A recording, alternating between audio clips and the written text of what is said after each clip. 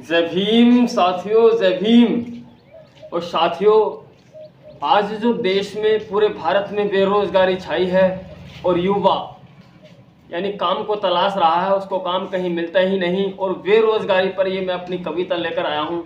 और ये नेहा राठौड़ से भी ज़्यादा जानदार कविता है, इसको ज़रूर सुने पूरा। ऐसा ही नहीं कि केवल हम जय भीम सुनने के बाद वीडियो को स्किप कर दें कि हम तो जय श्री राम वाले हैं।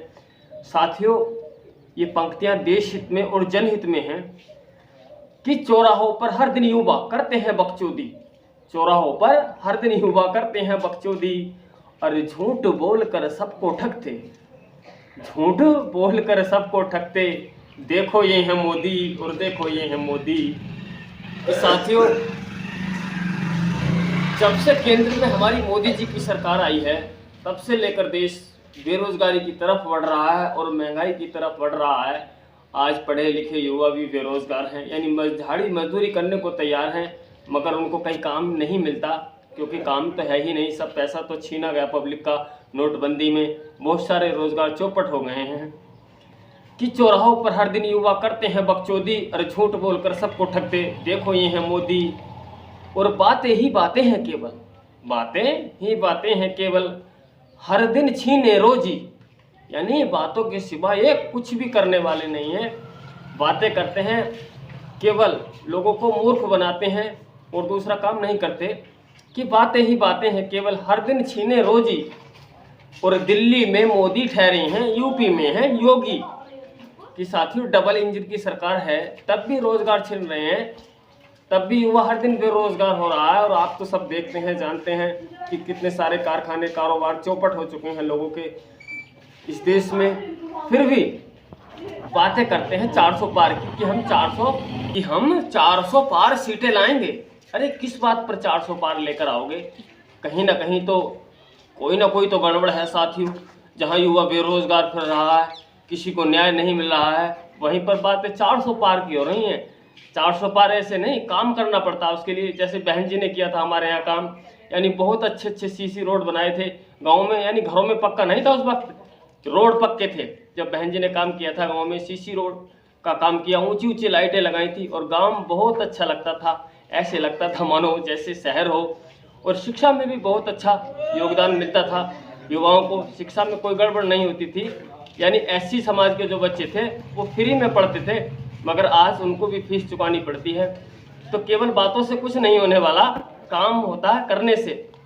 कि बातें तो साथियों मैं भी कर दूंगा, बहुत लंबी चौड़ी कर दूंगा, मगर बातों से कहीं पार बनती है? पार तो केवल काम करने से बनती है, और कुछ काम करके दिखाने पड़ते हैं, तब देश की जनता को महसूस होता है कि हाँ काम हो रहा है। कि चुनाव,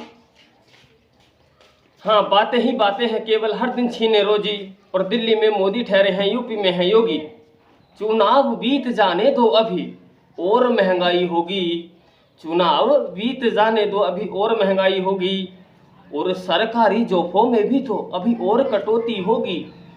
कि साथियों, अभी चुनाव बीत जाने दो, सत्ता एक बार और आ जाने दो मोदी जी की, उसके बाद हम आपको बताएंगे कि कितनी महंगाई होगी, कितनी सरकारी जॉबों में, यानी जो लगे लगाए पहले से लगे हैं, सरकारी जॉब कर रहे हैं, सरकारी नौकरियां कर रहे हैं, उनमें भी अभी कटौती होगी। SC ST और OBC समाज को तो निकाला जाएगा नौकरियों से, केवल वही लोग रहेंगे जिनकी सत्ता है। आज वही लोग केवल नौकरियों पर रहेंगे।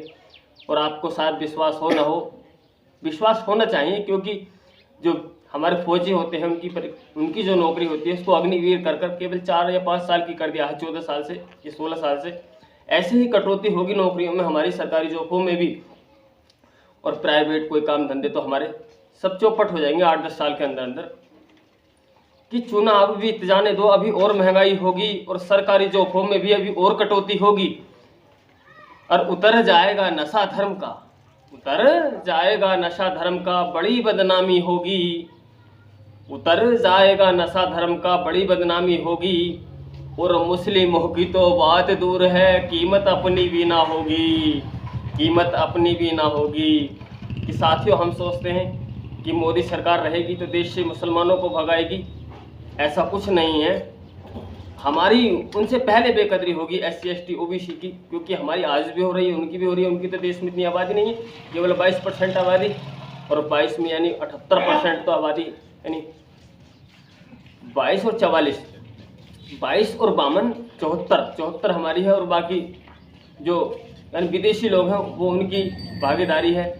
तो इस देश में यानी हम सबसे ज़्यादा हैं 22 और 42, 52 और 22, 74% हम लोग हैं। तो हम सबसे ज़्यादा महंगाई बेरोज़गारी झेल रहे हैं, जबकि हमारे लिए कोई अलग से कानून बनता, हमें कोई चीज़ फ्री मिलती, उन्हें नहीं मिलती, यानी मुस्लिमों को नहीं मिलती।